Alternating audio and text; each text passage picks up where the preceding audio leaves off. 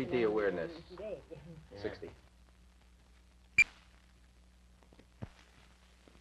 Even though dueling was mostly against the law, and though he was a lawyer, he never declined a duel. At least one of these was fought in the French manner. That's when the participants begin back to back. Then, at a given signal, step off the agreed number of paces. 8 was the custom, at which point they turn to face each other and fire. Nearly always, his duels were in defense of his wife, Rachel. In one, he killed a man who had insulted her virtue. Somewhat later, he was twice elected President of the United States.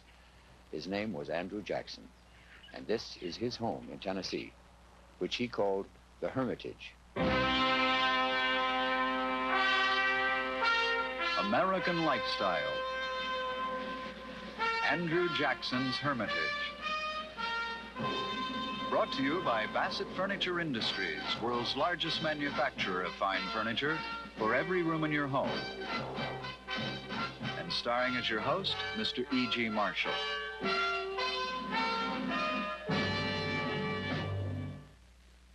The Hermitage is among the most gracious and civilized homes in America and reflects important aspects about our 7th president's personality. He was a romantic and capable of great grace and charm. But this house belies another more dominating characteristic of Andrew Jackson. He was one of the toughest, hottest-tempered men who ever served as president, and he came by it honestly. From the beginning, life had dealt toughly with him. America was mostly still untamed when he was born, March 15, 1767, and his first home looked more like this one. These 2 log cabins were part of the early Hermitage and the first buildings to be erected when Jackson acquired this land in 1804 at age 37. He had come to Tennessee from Carolina, where he'd been born. They still argue whether it was North or South Carolina, though historians agree it was South. The red-headed Scotch-Irish infant was the 3rd child of Andrew and Elizabeth Hutchinson Jackson, who had emigrated from Ireland 2 years earlier. At the start of the American Revolution, Andrew's elder brother Hugh, still in his teens, joined the American Army and died shortly after the Battle of Stono Ferry. Andrew and his other brother Robert followed along with the Continental Army and took part in a number of small battles. They were eventually captured, and when a smallpox epidemic broke out in the prison, Robert died from the disease. Andrew nearly died also, though his mother finally nursed him back to health after she got him home following an exchange of prisoners. Later in the war, as a result of nursing other American prisoners on British prison ships in Charleston Harbor, Andrew's mother died of cholera. His father dead before his birth, and now a mother and 2 brothers dead in the Revolution. Andrew was alone and all of 14 years old. Let's go inside. The young Andrew moved in to live with various relatives and quickly became the rowdiest youth around, gambling, drinking, fighting, and searing the air with ultra-violent profanity. Curiously, though, by his own choice, he also went to dancing school. As a joke, he invited the town's 2 easygoing ladies to the school's annual ball, never dreaming they'd show up. But they did, which scandalized everyone and forced Andrew to his only public apology ever. Years later, in talking about this period of his life, Jackson smiled and said, "I was a raw lad then, but I did my best." We're in the entrance hall of the Hermitage, where Jackson personally greeted all of his guests. The free-floating staircase is a marvel of craftsmanship and provides a superb entrance for ladies in long, full gowns.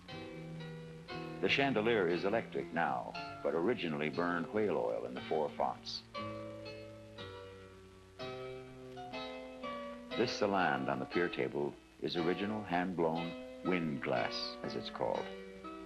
This was Jackson's hat rack with his very own hat on it. The unusual wallpaper was a great favorite in early 19th century New England, though it was rare here in the South. It was made in Paris from 3,500 wooden blocks, and the design is hand-printed. It's called Telemachus paper because the scenes depict the ancient Greek legend of Telemachus in search of his father, Ulysses. These are the parlors, This is the back parlor. This is the front parlor. All the furnishings are original. The carpets, the lamps, the red brocatel draperies are exact copies, and the lace panels are in the fashionable style of the period. The chandeliers were designed originally for candles, though now they too have been electrified. Before he left the Carolinas to come to Tennessee, Andrew Jackson began reading for the law, as they called it then. He studied with two different North Carolina lawyers, Spruce McKay and a Colonel John Stokes. He passed the bar and was pronounced a young man of unblemished moral rectitude. Apparently, the judge saw qualities in him that the community had overlooked, or vice versa. But Jackson did have fine qualities, despite his wildness. He even taught school for a time, though his spelling and grammar were as unbridled as his hatred for the British. He did have a rough magic with words and became a compelling speaker and writer. But teaching school and practicing law in the relative civility of North Carolina were too little fuel for the fiery Jackson. And so, through a friend, he got himself appointed public prosecutor for Tennessee, which at the time was still part of Carolina, where most of the law was administered by fists and knives and guns. Is it any wonder Jackson was to do so well here? In the front parlor, Jackson entertained his gentlemen guests after dinner, and among them was the Marquis de Lafayette. This portrait by George Healy was finished just a few days before Jackson died. It and a companion painting in the Louvre had been commissioned by King Louis Philippe of France, who wanted a likeness of Jackson before he died. How strange that a king should want a portrait of this foremost commoner of democracy. It's time to tell you about Rachel, the lady in Andrew Jackson's life, right after this announcement.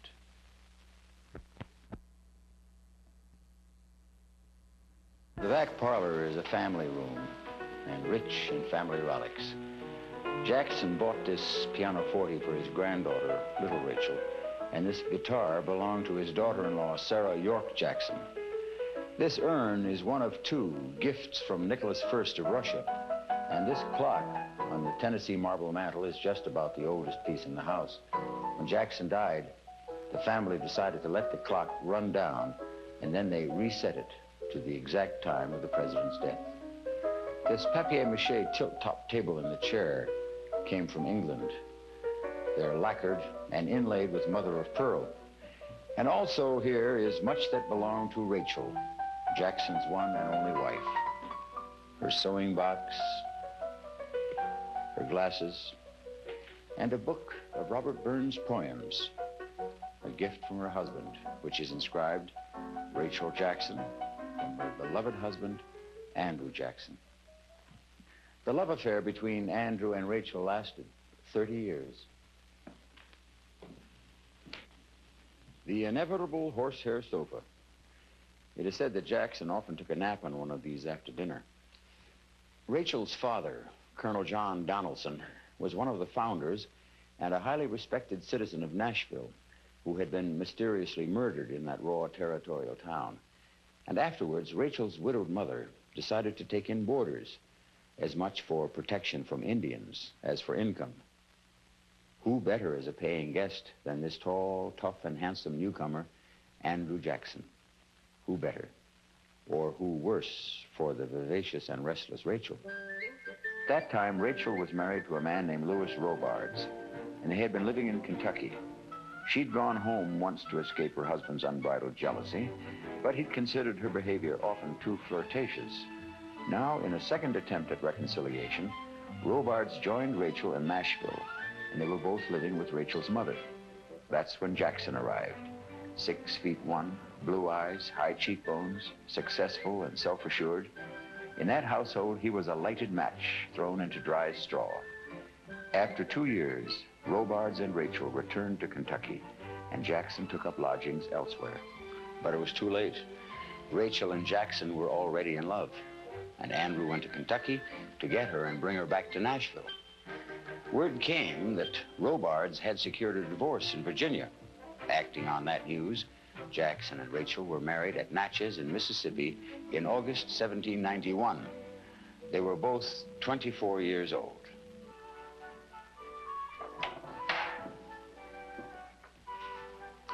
This is the dining room. The truth was that Louis Robards had not gotten a divorce, a disconcerting little technicality that Andrew and Rachel didn't find out about until 2 years later. Although, at about the same time, on September 27, 1793, Robards did finally get a divorce in Kentucky. Still, that left Andrew and Rachel not legally married. At first, Jackson refused to do anything about the situation. As far as he was concerned, he was married and that was that. But more prudent friends finally persuaded him to remarry Rachel, which he did on January 17, 1794. And from then, according to all accounts, the couple lived happily ever after. The fireplace in this room is called the January 8th mantel. The mantel was carved by a soldier in Jackson's army, and he worked on it only that one day a year, on the anniversary of the Battle of New Orleans. It took him 24 years to complete it. It's made of hickory wood. This is a sugar chest. Sugar was a rare luxury in those days, and it came in from New Orleans only once or twice a year, so it was kept carefully under lock and key to make sure the supply lasted. This delightful pier table is also called a petticoat table. See the angled mirror at the bottom? It's there so ladies could discreetly check to see if their petticoats were showing. Andrew and Rachel Jackson were generous hosts and entertained constantly. The guests around the Jackson table have included Presidents Monroe and Van Buren, Pierce and James Buchanan. Aaron Burr was here, and P.T. Barnum. And once a little boy of 7 named Jefferson Davis. Jackson himself used to pass the bread to make folks feel at home. He was gentle in his house, one guest said, and alive to the tenderest emotions. There were quite a few redskins and redcoats who would believe that impossible.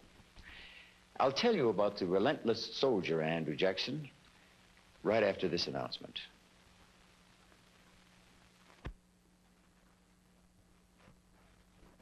At one time, the Hermitage land included 1,200 acres, and the plantation was almost completely self-supporting.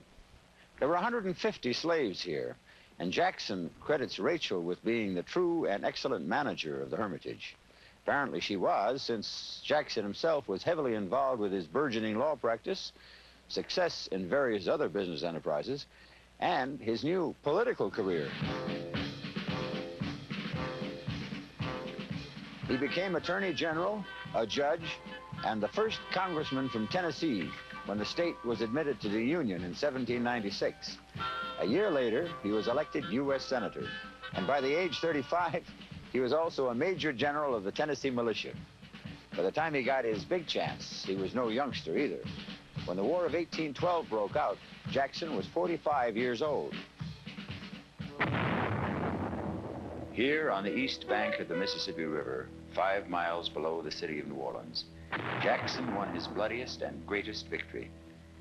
Prior to the triumph here, Jackson had led a militia army against the Creek Indians, who had risen up and were causing havoc along the southern frontier of the United States, including a massacre of white settlers at Fort Mims. Jackson went into the Creek Nation like a force of nature and decimated the Indians. For this, he was made a Major General in the regular army and was put in charge of the southern defenses of the whole country. After forced marches back and forth along the coast from Pensacola to the Mississippi, Jackson learned that the British would strike at New Orleans, where both sides knew there was a shaky loyalty to the U.S. Finally, on this field, the two armies faced each other on January 8, 1815. It was a good position for the Americans. The river on the right, a swamp on the left only 3/4 of a mile away, and in front, a 4-foot deep and 10-foot wide ditch called Rodriguez's Canal. The British Army numbered about 6,000. There were roughly 4,000 Americans, including a Negro regiment and a contingent of pirates commanded by Jean Lafitte. The British attack on this well-fortified position failed miserably. When the terrible hour had ended, 2,057 British soldiers lay dead on the field. Incredibly, the American dead numbered 13. The victory was stunning and complete. Jackson's victory at New Orleans settled once and for all that America could and would exist as an independent nation. the victory also gave him a firm option on the White House. Meals for oftentimes 100 guests or more were prepared in this kitchen, and it's recorded the chief cook was a slave named Betty. Hermitage meals usually began with vividly seasoned soups and rice, and the specially favored main courses were turkey or duck, ham, partridge perhaps, or pheasant, with lots of cornbread and hot biscuits, turnip greens and cabbages and corn, and all of it topped off by a Disneyland of desserts, such as apple pie, cakes, and fruit tarts, and fresh fruit from the Hermitage orchard. Wine was plentiful, too. In 1824, Andrew Jackson was elected president by popular vote, but that didn't make him the president. There were lots of candidates running that year, and nobody had a majority of electoral college votes as required by the Constitution. This meant the House of Representatives would have to pick the president from among the front runners. These were Jackson, John Quincy Adams, and a man named William Crawford. The fourth place finisher was Henry Clay. Clay was Speaker of the House at the time and exerted a powerful influence on that body. He was opposed to Jackson in any case and threw his support to John Quincy Adams, who thus became the president. By the sheerest coincidence, or as some said, by this corrupt bargain, Adams appointed Clay Secretary of State. 4 years later, the story would be different, and Jackson would be the president. I'll tell you about that, and about Rachel's death, soon, after this announcement. Fine flight, Ben. Right. Okay, a little more to your left. Look, could you be a little careful? Your first apartment. It's a big day, and an important one, when your new furniture arrives. Oh, sure It's the is. beginning of your life together. Through your life, you'll show your style in a lot of different ways. The way you live and dress. And the wide variety of beautiful Bassett furniture lets you show your style, too. Thank you, dear. In your first home, when your style changes, the value of Bassett lets you show that change and still stick to a family budget with good furniture that lasts. Please, you're going. I'm going to ask Susan to marry me, Dad. Another big day when he decides on a lifestyle of his own. What are we going to do with this big old house? Huh? Then as your life continues to change, Bassett reflects that change with taste and quality. From your first beginning to your first grandson, Bassett lets you show your style now.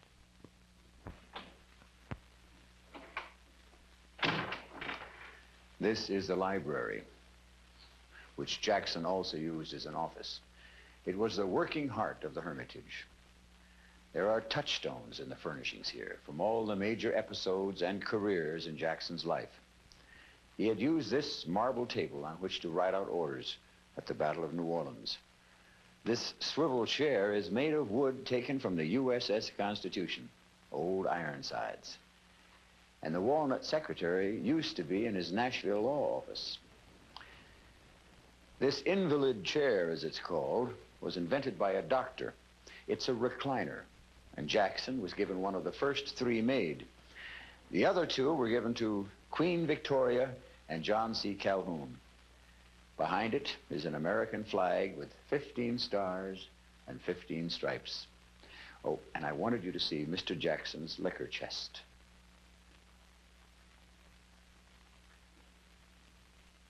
Every morning after breakfast, Jackson sat here and opened up his mail. Up until 1828, every American president had been from east of the Alleghenies and could be described as aristocratic. But now the West could no longer be denied, and all over people were aching to have a man they loved, and they loved Andrew Jackson. He had the remarkable instincts of a great politician and helped build a powerful organization of influential political allies and congressmen, which became, in fact, the Democratic Party. Election buttons, parades, and hitting the campaign trail are all Jacksonian innovations. Jackson's opponent was the incumbent, John Quincy Adams, and to no one's credit, their campaign degenerated into the dirtiest in American history. Both sides wallowed in the mud, and Jackson, of course, was the more vulnerable. He was called every name in the book, and the cruelest ones had to do with Rachel. Let's go to the Jacksons' original bedroom before he entered the White House. It later became his adopted son's, and I'll tell you more. Andrew Jackson Jr.'s portrait, their adopted son. Rachel and Andrew never had any children of their own, but they did raise this young man, who was Rachel's nephew. Jackson was also the generous guardian of several other children, including, ironically enough, an Indian lad he picked up on a battlefield. Mrs. Jackson was staggered by the vicious and unfair things that were said and written about her and Andrew. Jackson was deeply hurt also, and enraged, but this time there was nothing he could do. You can't duel half the country, especially if you're running for president. Even so, on election day, 4 times as many voters came out as had in 1824, and they gave Jackson 56% of their ballots. It was an overwhelming victory that was to stand unsurpassed in the 19th century. This time, he also won the Electoral College votes, 178 to 83. But the victory had little meaning when suddenly Rachel Jackson died on December 23rd, before Andrew took the oath of office. Rachel had been having heart trouble for some time, but what finally broke her heart, everyone agreed, was the unequaled ugliness of the campaign attacks on her character. She was almost literally ashamed to death. There were years of greatness still to come for Andrew Jackson, but with Rachel gone, he was never the same again and stayed in mourning till the day he died. I'll be back to tell you about his presidency right after this announcement.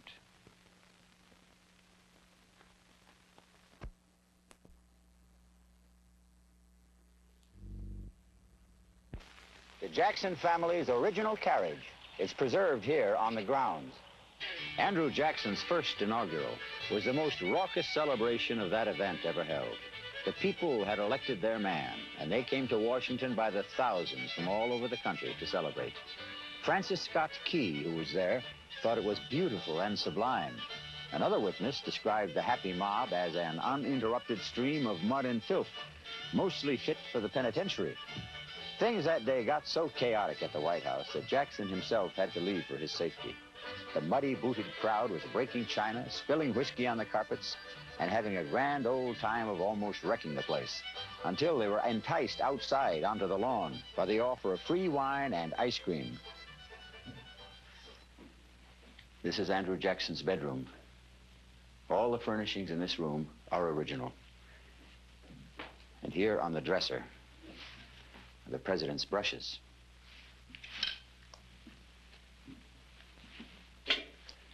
And this is Jackson's tobacco can. He was a pipe smoker. And did I tell you? Rachel was too. You can still smell the scent of tobacco. This portrait of Rachel was Jackson's favorite. And it hangs over the fireplace opposite his bed. Where it was, he said, the first thing I see in the morning and the last thing at night. It was also said, and I hope it's true, that the portrait was the last thing Jackson saw before he died. Here, in this bed, age 78, on June 8th, 1845. The old and honored man had been out of the White House 8 years and had been in great and unrelieved pain for a long time. But he hardly complained, and when the end came, he died as courageously as he had lived. In this tomb in the Hermitage garden, Andrew Jackson is buried side by side with Rachel. 3,000 people came to the funeral, and millions more all across the country felt diminished, though grateful for having shared his time. There is more to tell, of course, about this hard and human piece of hickory, some good, some bad, some public and much personal. About his Old Testament temper, for instance. It's said he never really lost control of it, but shrewdly used his towering rages to get what he wanted.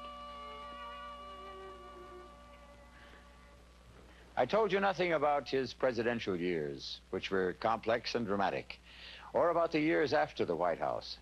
But everything is here, and I think at least for now we've touched his spirit and caught the tenor of the times in which he lived. That's the beginning. About understanding that we are present and future only as we are shaped by the past, whether we like to think so or not. If there's lots more here about Andrew Jackson, there's also, if you're an American, a lot about yourself. It's called the Hermitage, but even more importantly, it's a heritage.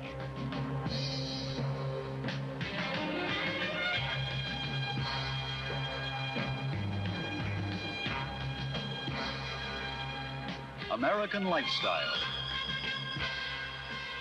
Andrew Jackson's Hermitage. Brought to you by Bassett Furniture Industries and the more than 20,000 Bassett dealers throughout the country. And starring as your host, Mr. E.G. Marshall.